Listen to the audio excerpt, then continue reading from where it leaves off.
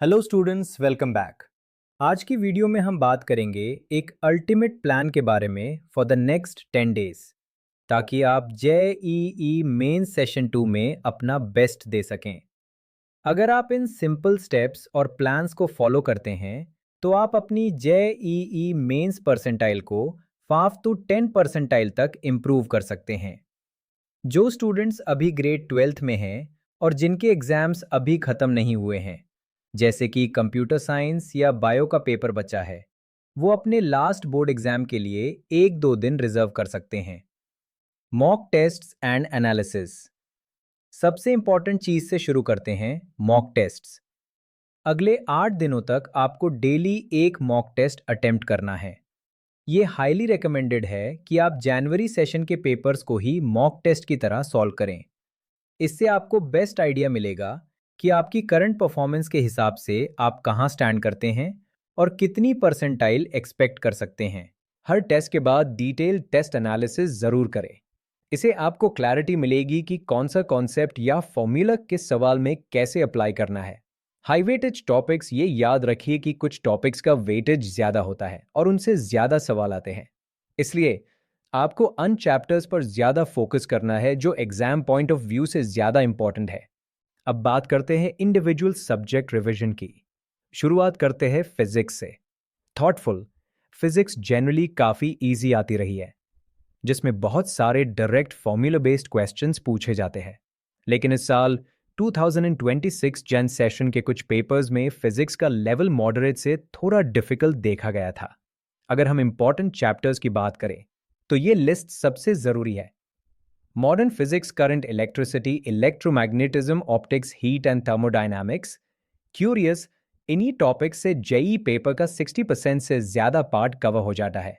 मान लीजिए अगर आप फिजिक्स में सिर्फ 50 मार्क्स भी स्कोर कर लेते हैं तो आप एक सेफ जोन में रहेंगे। अब आते हैं केमिस्ट्री पर, जिसे सबसे ज़्यादा स्कोरिंग सब्जेक्ट माना जाता है क्योंकि इसमें सवाल डायरेक्ट फॉर्मूला या डायरेक्ट कॉन्सेप्ट बेस्ड होते हैं।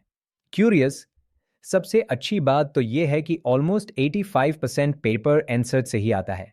अगर आप एंसर्ट को पेज बाय पेज अच्छे से पढ़ लेते हैं तो आप डेफिनेटली 70 मार्क्स तक स्कोर कर सकते हैं।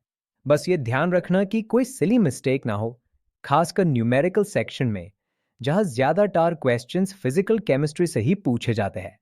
अब आते हैं मैथ्स पर। मैथ्स में आपको थोड़ा सिलेक्टिव होना पड़ेगा जब तक कि आप 99.7 परसेंटाइल से ऊपर टारगेट नहीं कर रहे हैं। क्यूरियस, बहुत सारे सवाल सॉल्व करने की ज़रूरत नहीं है, बस 10 से 12 क्वेश्चंस का ही टारगेट रखें। ये इंश्योर करे कि आप मैक्सिमम 12 क्वेश्चंस प्लान करें और उन्हें बिल्कुल सही, करेक्ट सॉल्व करें। इसके लिए हाई वेटेज टॉपिक्स पर फोकस करें, जैसे thoughtful, vector, 3D matrices, calculus, coordinate geometry. अगर आप मैथ्स में 35 मार्क्स भी ले आते हैं तो आपका टोटल स्कोर 155 मार्क्स तक पहुंच जाएगा। और याद रखिए, जनवरी सेशन में बहुत सारे स्टूडेंट्स ने 150 मार्क्स पर ही 99 परसेंटाइल से ज़्यादा स्कोर किया था। अब बात करते हैं कि आपको पेपर कैसे अटेम्प्ट करना चाहिए। क्यूरियस, देखिए, हर स्टूडेंट का अपना एक स्टाइल होता है। कुछ पहले पूरी केमिस्ट्री करते हैं, फिर फिजिक्स और एंड में मैथ्स। लेकिन जो रेकमेंडेशन मैं दे रहा हूं उसे आप अगले 7 to 8 दिनों के 1 to 2 मॉक टेस्ट्स में ट्राई करके देख सकते हैं। वो स्ट्रैटेजी है पेपर को साइकिल्स में सॉल्व करना। इस तरीके से कभी कभी अन क्वेश्चंस के लिए भी नए आइडियाज मिल जाते हैं जो आप पहले नहीं कर पा रहे थे। The 3 cycle strategy. First cycle, 60 to 70 minutes. सबसे पहले पूरे पेपर के इजी क्वेश्चंस खत्म करें। वो सवाल जिनके बारे में आप बिल्कुल श्योर है, जो डायरेक्ट फॉर्मूला या कॉन्सेप्ट बेस्ड है और जिनमें कैलकुलेशन कम या सिंपल है। Second cycle, 90 minutes. अगला 1.5 घंटा, 90 मिनट्स मॉडरेट लेवल के क्वेश्चंस के लिए रखें। Third cycle, last 30 minutes rushed, और बचे हुए आखिरी 30 मिनट्स सिर्फ डिफिकल्ट क्वेश्चंस के लिए रिजर्व रखें। हमें पता है कि ये स्टाइल बहुत सारे स्टूडेंट्स के लिए वंडर्स क्रिएट करता है, बहुत काम आता है। लेकिन ध्यान रहे, आईसी डायरेक्टली मेन एग्जाम में ट्राई मत करिएगा। पहले 2 to 3 मॉक टेस्ट्स में प्रैक्टिस करके देखिए कि ये आपके लिए वर्क कर रहा है या नहीं।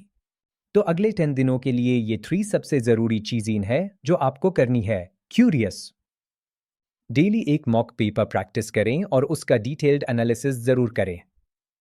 थॉटफुल, फिजिक्स और मैथ्स के इंपॉर्टेंट चैप्टर्स पर फोकस रखें और केमिस्ट्री के लिए इंसर्ट की पूरी नॉलेज इंश्योर करें।